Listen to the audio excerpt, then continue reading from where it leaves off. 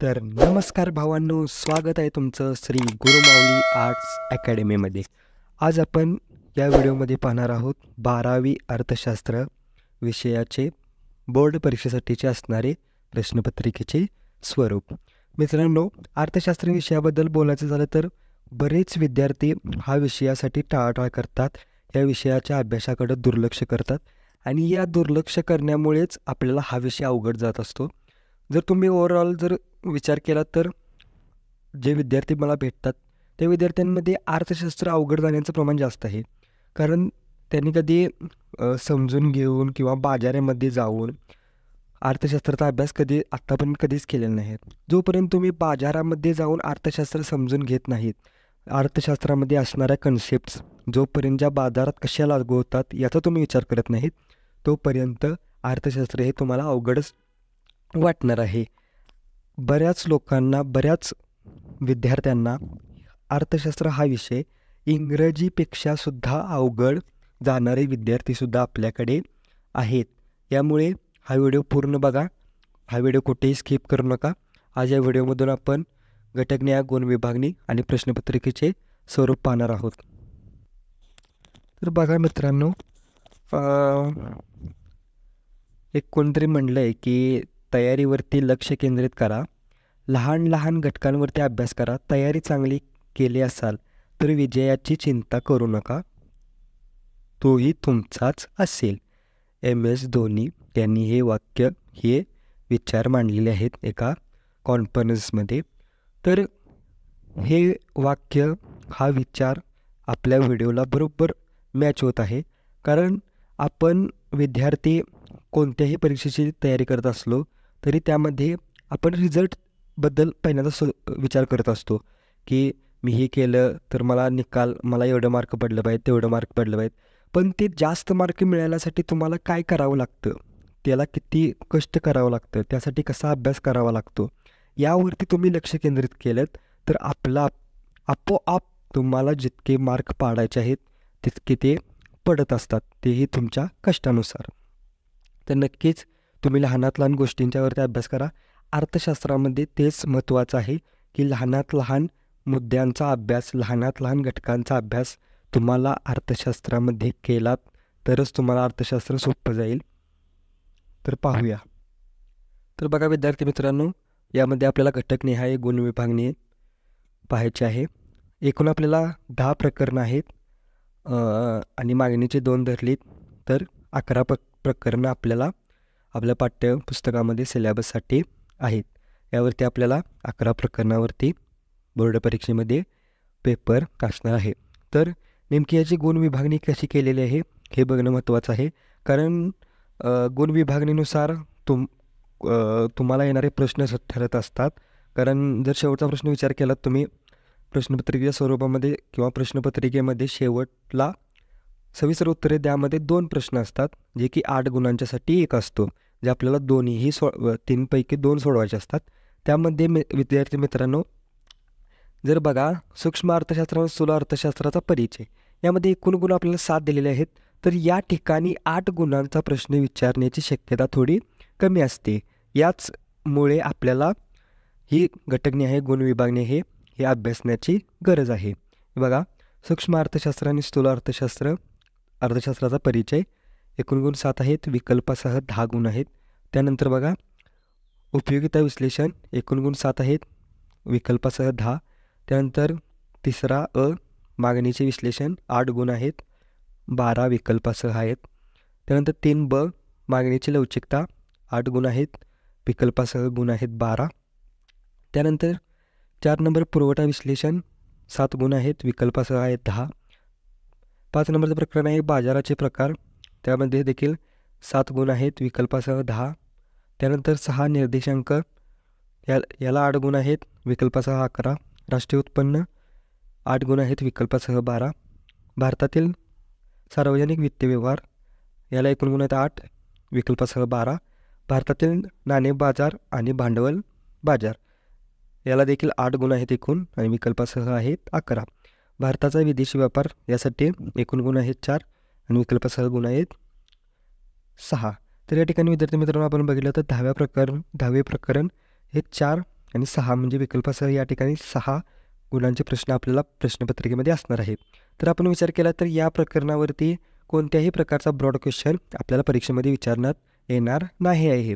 यामुळे या प्रकरणामध्ये तुम्ही ब्रॉड क्वेश्चन यांचा अभ्यास न केलेलं चांगलं आहे. यातून आपला वेळही वाचणार आहे आणि दुसऱ्या विषयांचा तसेच अर्थशास्त्रामध्ये दुसऱ्या प्रकरणावरती भर दिला तर चालू शकतं. यामध्ये एकूणच विद्यार्थी मित्रांनो, घटकन्याय गुण विभागणीचा हा जो तक्ता आहे आपण हा व्हिडिओमध्ये जो दाखवला आहे, हा तक्ता तुमच्या प्रत्येकाच्या वहीमध्ये काढा आणि ज्या ठिकाणी एकूण गुण 8 दिलेले आहेत त्या ठिकाणी असणाऱ्या सविस्तर उत्तरांचे जे प्रश्न असतील, जे पाठाच्या शेवटी असतील, ते तुम्ही एका पानावरती लिहून काढा आणि त्यानुसार आत्तापासूनच 8 मार्कांच्या प्रश्नासाठी सुरुवात करा. तर पाहूया प्रश्नपत्रिकेचे स्वरूप. तर बघा विद्यार्थी मित्रांनो, आपल्याला आता प्रश्नपत्रिकेचे स्वरूप पाहायचे आहे. तर आपल्याला वेळ 3 तासाची असणार आहे. 80 गुणांच्यासाठी आपल्याला लेखी पेपर आपण लिहायचा आहे. यामध्ये 3 तासाची वेळ जी आहे ती बोर्डाच्या निर्णयानुसार परीक्षेच्या काळात काही कारणास्तव ती वाढवू देखील शकतात. यामुळे वेळेवरती इतका विचार वेळ देखील महत्त्वाचे आहे, पण 3 तासात देखील भर पडू शकते. नंतर बघा प्रश्न क्रमांक 1, यामध्ये प्रश्नांचे स्वरूप, एकूण गुण, विकल्पासह गुण अशा आपण यामध्ये तक्त्यामध्ये विभागणी केलेली आहे. त्यानंतर बघा प्रश्न पहिल्यामध्ये किंवा 1 योग्य पर्याय निवडा, सहसंबंध पूर्ण करा, आर्थिक पारिभाषिक शब्द निवडा, विसंगत शब्द ओळखा, विधाने पूर्ण करा, विधान आणि तर्क प्रश्न. तर एकूण आपल्याला ही 6 उपप्रश्न आहेत. यापैकी कोणतीही 4 उपप्रश्न आपल्याला परीक्षेमध्ये बोर्ड पेपरच्या परीक्षेमध्ये येणार आहेत. म्हणजे एकूण आपल्याला इथं वरीलपैकी कोणतेही 4 उपप्रश्न अ, ब, क, ड म्हणून विचारले जातील. यापैकी कोणतेही 4 उपप्रश्न आपल्याला परीक्षेमध्ये असणार आहेत आणि यातील एक उपप्रश्न हा 5 गुणांच्यासाठी असणार आहे. असं एकूण आपल्याला हे 20 गुणांच्यासाठी असणार आहे. यानंतर बघा प्रश्न क्रमांक 2, संकल्पना ओळखून ती स्पष्ट करा. एकूण 5 संकल्पना दिल्या जातील, त्यापैकी कोणतेही 3 आपण लिहिणे अपेक्षित आहे, जे की 6 गुणांच्यासाठी आहे. म्हणजे आपल्याला 2 गुणांच्यासाठी 1 संकल्पना लिहायची आहे. त्यानंतर फरक स्पष्ट करा. 5 पैकी 3 हे देखील 6 गुणांच्यासाठी आहे, 3 लिहायचे आहेत. हे देखील 2 गुणांच्यासाठी 1 फरक स्पष्ट करा आहे. त्यानंतर बघा थोडक्यात उत्तरे लिहा. यामध्ये देखील 5 पैकी 3 लिहायचे आहेत, जे की 12 गुणांच्यासाठी आहे. म्हणजे या ठिकाणी 4 गुणांच्यासाठी 1 प्रश्न असणार आहे. यानंतर बघा सहमत किंवा असहमत सहकारण स्पष्ट करा. सहमत तुम्हाला विधान दिलं जाईल, त्या विधानाशी तुम्ही सहमत आहात का असहमत आहात हे सहकारण स्पष्ट करायचं आहे. त्या ठिकाणी देखील तुम्हाला 5 प्रश्न दिले जातील, त्यापैकी 3 तुम्हाला सोडवायचे आहेत, जे की 12 गुणांसाठी आहे. म्हणजे 4 गुणांसाठी 1 प्रश्न असणार आहे. त्यानंतर तक्ता, आकृती, उतारा, अभ्यास व प्रश्नांची उत्तरे लिहा. या 3 दिले जातील, त्यापैकी कोणतेही 2 सोडवायचे आहेत. 4 गुणांच्यासाठी 1 प्रश्न असणार आहे. अगदी सोपा प्रश्न असता उतारामधील बघून उत्तर लिहायचे असतात. हा 8 गुणांच्यासाठी असणार आहे. त्यानंतर सविस्तर उत्तरे लिहा. 3 पैकी 2, 16 गुण 24. जर बघितलं तर आपल्याला जो शेवटचा जो प्रश्न आहे सविस्तर उत्तरे लिहा, त्यामध्ये आपल्याला एकूण 3 प्रश्न दिले जाणार आहेत, त्यापैकी 2 प्रश्न आपल्याला सोडवायचे आहेत. विद्यार्थी मित्रांनो, आपल्याला आपण भरपूर पाठांतर केलेलं असतं, आपण भरपूर लक्षात ठेवलं असतं, भरपूर आपण अभ्यास केलेला असतो, सगळ्या प्रश्नांची उत्तरे आपल्याला येत असतात. पण आपण पेपरच्या वर इतका वेळ घालवतो की खालच्या सविस्तर उत्तरे लिहा, जे की पूर्ण 16 गुणांच्यासाठी आहे, ते आपण तसंच आपल्याला काही वेळेला सोडून द्यावं लागते. म्हणजे आपल्याला एक तर त्या ठिकाणी वेळ पुरत नाही किंवा आपल्याला आठवत नसतं. वेळ अपूर्ण राहिला की आठवत नसतं, आपला सराव गोंधळ उडून जातो. त्यामुळे जितकं शक्य होईल तितकं सविस्तर उत्तरे लिहा. हा पूर्ण 2ही देखील क्वेश्चन्स अटेंड करण्याचा पुरेपूर प्रयत्न करा आणि ज्याची सुरुवात तुम्ही आत्तापासून परीक्षेच्या आधीपासून सुरुवात ही करा. हे प्रश्नपत्रिकेचे स्वरूप आपण आपल्या वहीच्या पानावरती लिहून ठेवा आणि आपण अभ्यास करत असताना अभ्यासलेला प्रश्न नेमका प्रश्नपत्रिकेमध्ये कुठे येणार आहे, तो किती गुणांच्यासाठी येणार आहे, या गोष्टींचा विचार करून तुम्ही पुढील अभ्यास चालू ठेवा.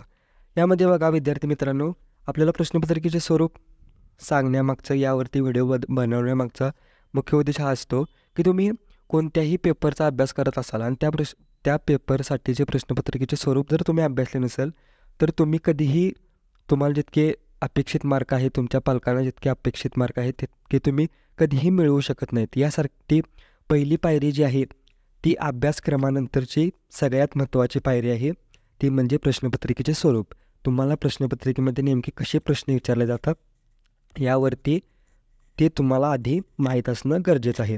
तर आय होप या व्हिडिओमधून तुम्हाला जे काय मला सांगायचं ते समजलं असेल. तर व्हिडिओ आवडला असेल तर व्हिडिओला लाईक करा, चॅनलला सबस्क्राईब करा. काही शंका असेल तर कमेंट बॉक्समध्ये लिहा. धन्यवाद.